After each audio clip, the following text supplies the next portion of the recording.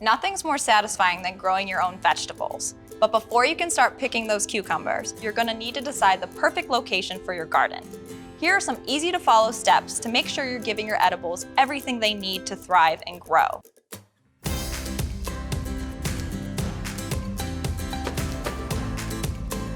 The most important thing for your garden is going to be sunlight.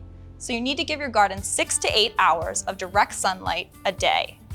You're going to want to consult your compass because the south side of your house is actually the side of the house that gets the most sun every day. Make sure to move your garden back away from your house. So you want it to be at least 6 feet, if not more if you have 2 stories. And this is because you don't want your house casting shadows onto your garden. Another thing that can cast shadows is trees. So you want to avoid planting near trees. Trees again can shade your garden. They also make it difficult to dig into your garden. Trees can also steal nutrients from your plants, so it's definitely not what you want. You want to make sure that you're planting them in a well-drained area. If you plant them in a low spot, it will accumulate water, and plants don't like wet feet. So now that you have all the information, you're going to find the perfect spot for your garden, and you'll be harvesting all season long.